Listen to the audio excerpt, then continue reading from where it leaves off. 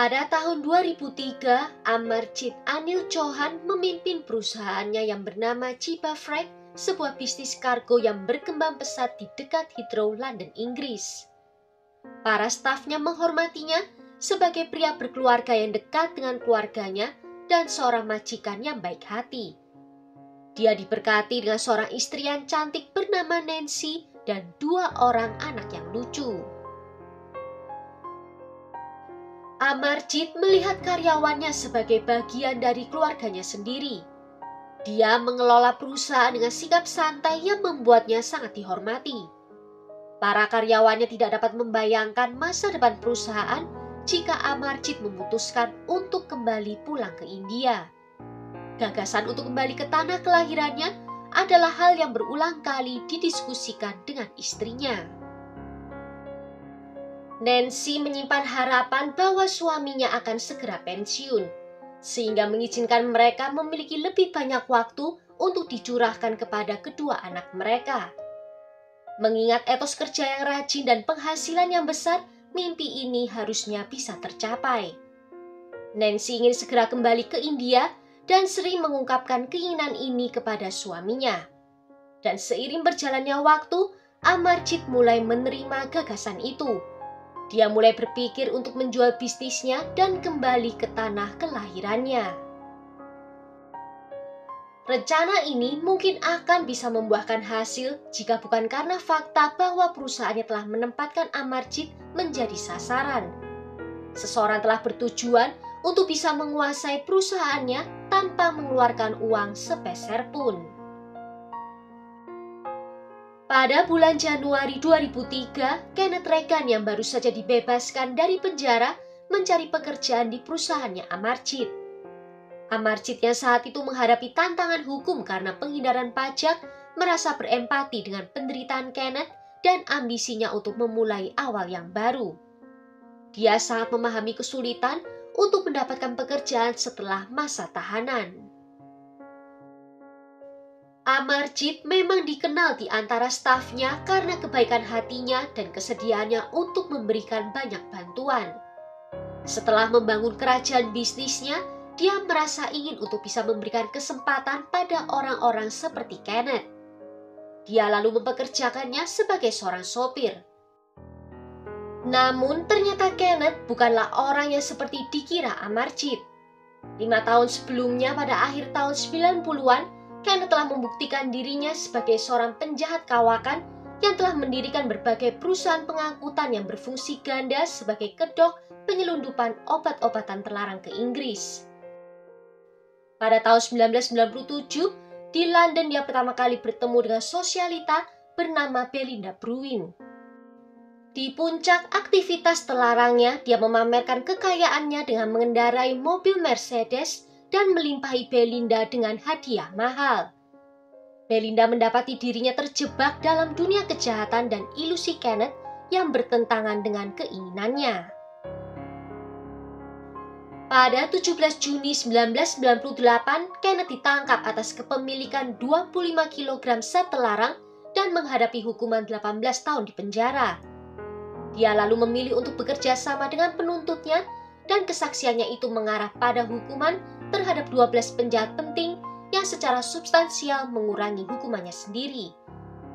Dia akhirnya dibebaskan dalam waktu 4 tahun.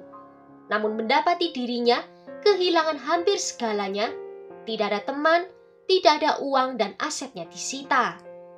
Dia kemudian menetap di sebuah rumah sederhana bersama ayahnya, memikirkan cara untuk bisa mendapatkan kembali kekayaan dan statusnya lagi. Dia mempertimbangkan untuk kembali ke perdagangan obat-obatan terlarang dan kemudian melihat Chiba Freight milik Amarjit sebagai tempat yang ideal untuk rencananya. Dia dengan cermat menyusun skema untuk bisa mengambil alih perusahaan, mengeksekusinya dengan sembunyi-sembunyi sehingga hasilnya tidak diketahui orang lain.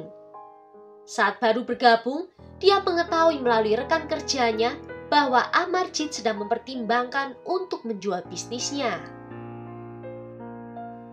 Memanfaatkan peluang ini, dia mendekati Amarjit dengan cerita palsu tentang investor yang siap membeli perusahaannya dengan tawaran 5 juta pound sterling. Padahal, Kenneth hanya berupaya untuk menipunya dan mencuri perusahaannya.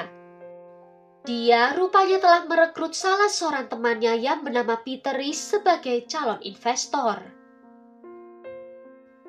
Tak lama setelah pembebasannya, Kenneth mencoba untuk melacak keberadaan dari Belinda lagi. Dia ingin mengusulkan keterlibatannya dalam usaha bisnis barunya. Kenneth menguraikan strateginya untuk bisa mengambil alih dari perusahaan Amarjit.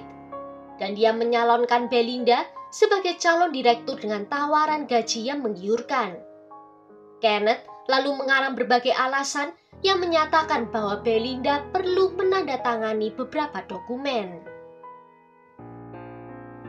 Namun minat sebenarnya dari Kenneth terletak pada tanah di sekitar rumahnya Belinda.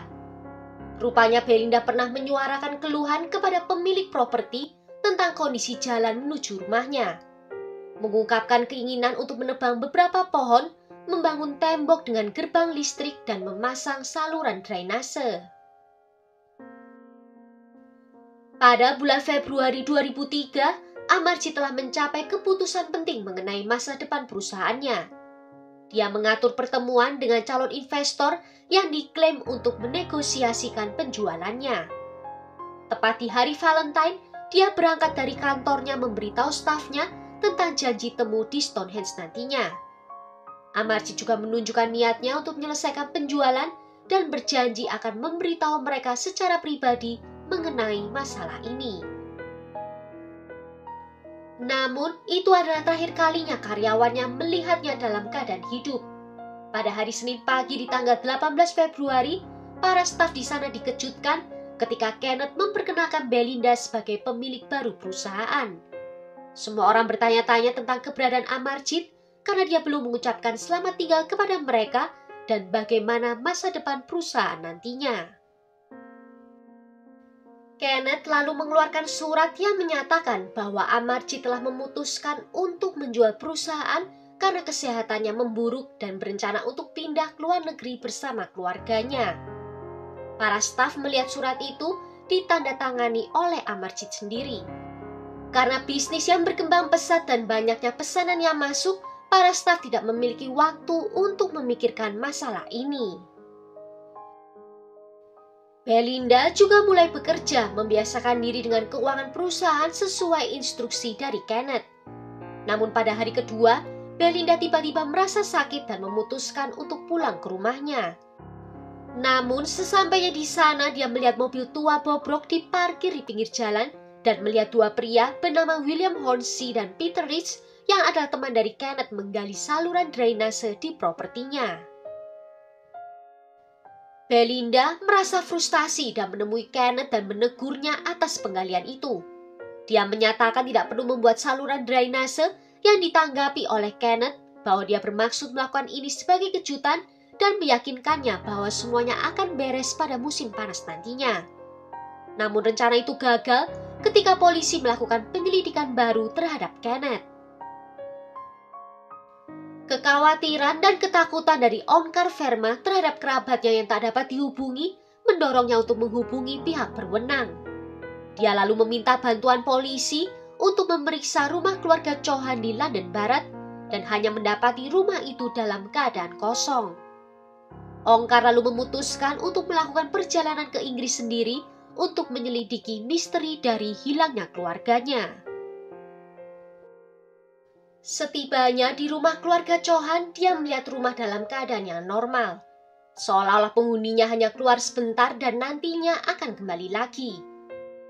Namun kenyataannya sangatlah berbeda karena mereka telah hilang selama berminggu-minggu. Cucian masih tertinggal di mesin cuci, mainan anak-anak dan botol bayi berserakan di atas lantai, dan sisa makanan di meja dapur dalam keadaan basi. Pakaian dan koper masih tersimpan rapi, tetapi beberapa barang pribadi berserakan di dalam rumah. Namun penemuan yang membuat Onkar merasa putus asa adalah menemukan buku doa kesayangan dari ibunya di dalam rumah. Sebuah barang yang selalu disimpannya di dekatnya dan tidak pernah ditinggalkan jika memang dia pergi. Tidak adanya tanda-tanda perlawanan menunjukkan kepergian yang tiba-tiba dan tergesa-gesa. Onkar yakin bahwa kerabatnya tidak meninggalkan rumah mereka secara sukarela dan meminta pihak berwenang untuk memulai penyelidikan atas hilangnya adik dan suaminya, ibu, dan juga 2 keponakan kecilnya. Detektif memutuskan untuk menginterogasi orang terakhir yang bertemu dengan Amarjid, dan orang itu adalah Kenneth, seorang mantan tahanan yang perilakunya mencurigakan sejak pertemuan awal mereka. Kenneth mencoba meyakinkan polisi bahwa Amarjid adalah seorang pengusaha yang tidak dapat dipercaya dan sedang mengalami kesulitan keuangan. Dan dia menghilang atas kemauannya sendiri dan sangat ingin melepaskan bisnisnya. Kenneth mengatakan Amarjid telah berada di negara lain pada saat itu. Namun para penyelidik tidak terpengaruh oleh narasi Kenneth. Mereka memanfaatkan metode forensik tingkat lanjut dan melacak pergerakan dari ponsel Kenneth dan Amarjid pada hari dia menghilang.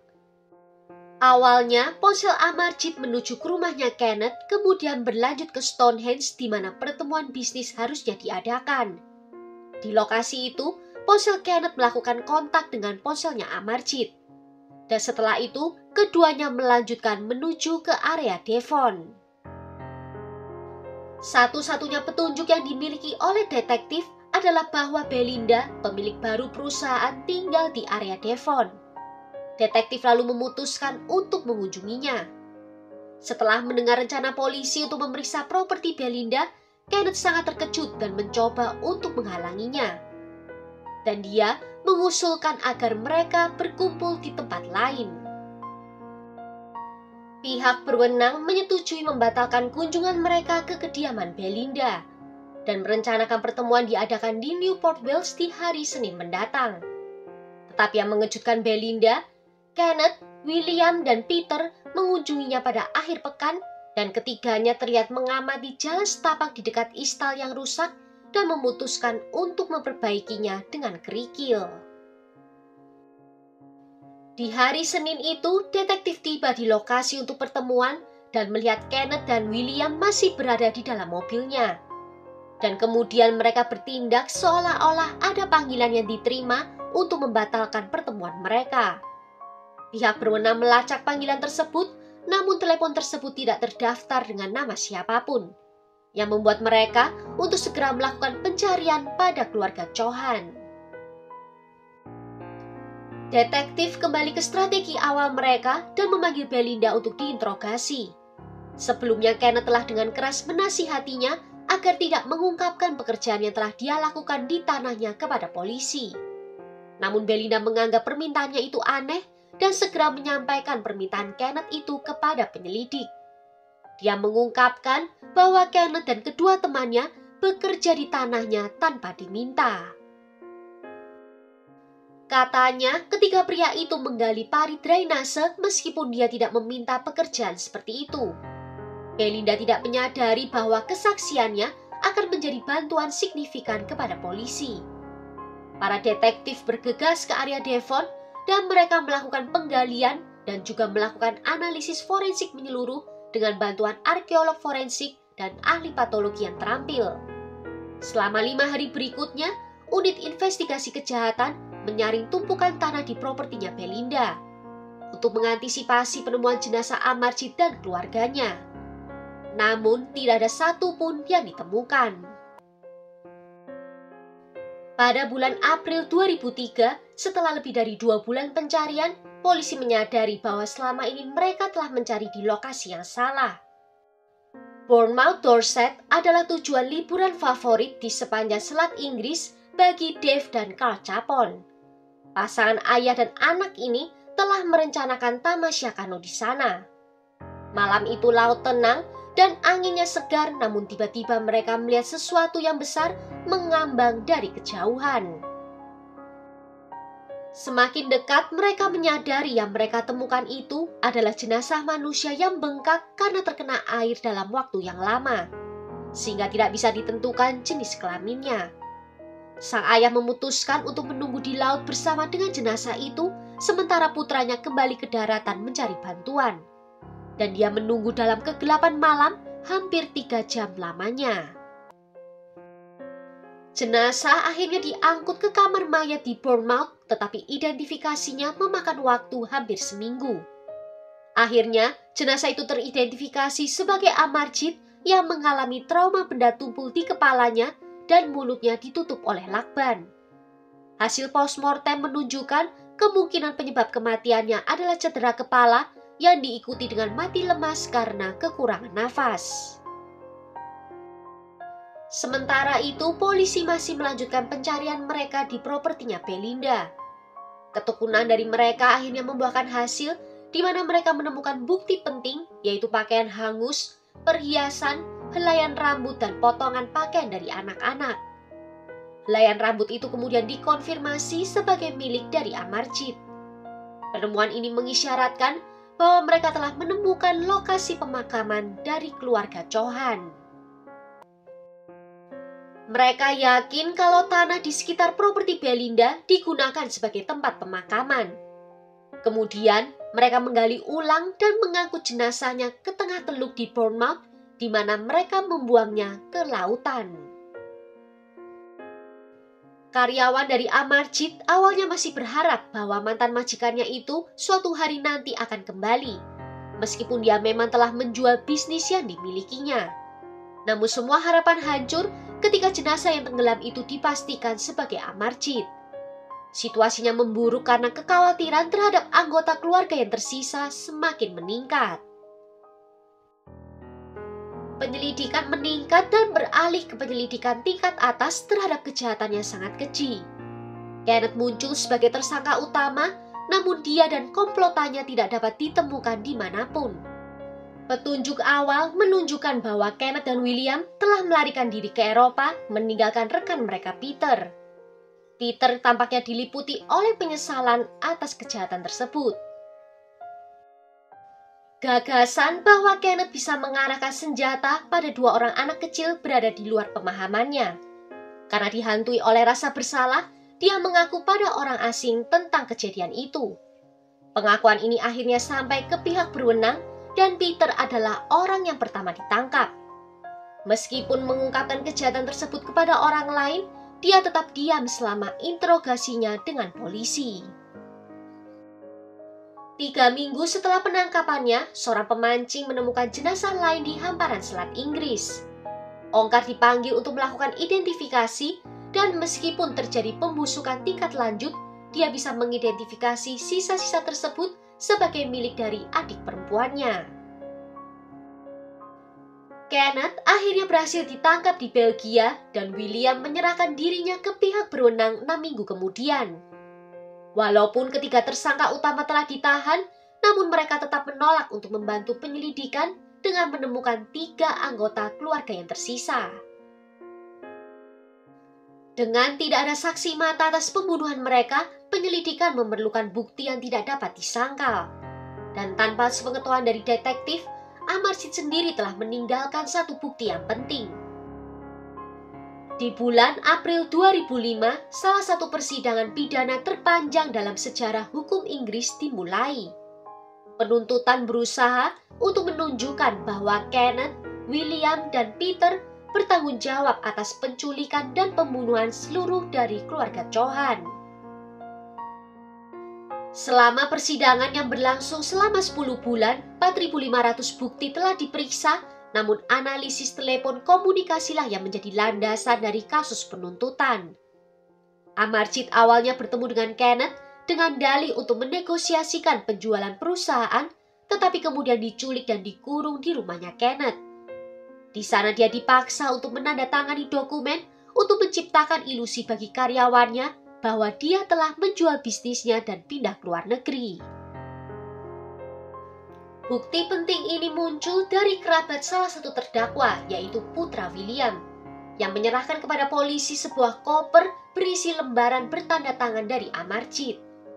Meskipun skema awal Kenneth hanya menghilangkan Amarjid, dia menyimpulkan bahwa istrinya pasti akan melakukan pencarian yang mendorongnya untuk memutuskan memusnahkan seluruh keluarganya. Dari pesan teks mengungkapkan bahwa Peter ditugaskan untuk memantau Amarjid, sementara Kenneth dan William melanjutkan ke rumah keluarga Chauhan. Tentang bagaimana anggota keluarga yang tersisa terbunuh masih bersifat spekulatif.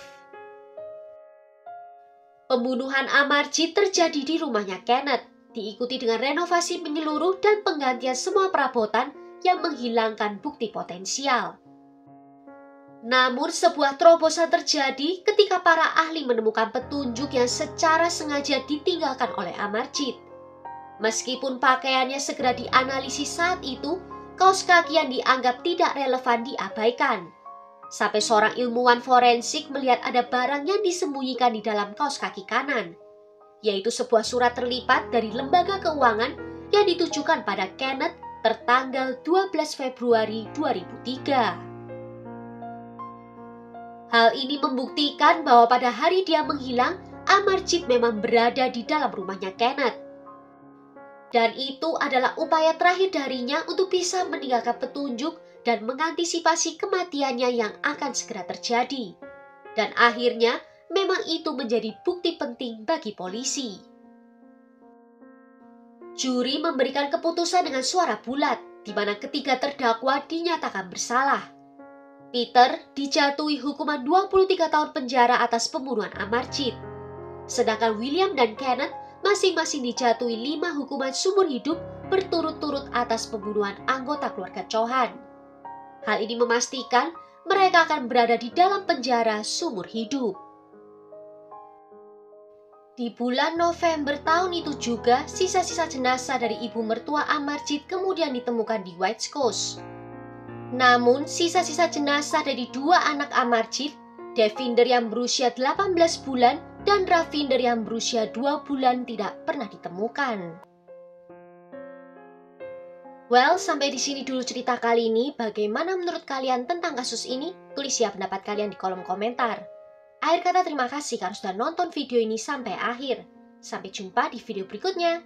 Ciao!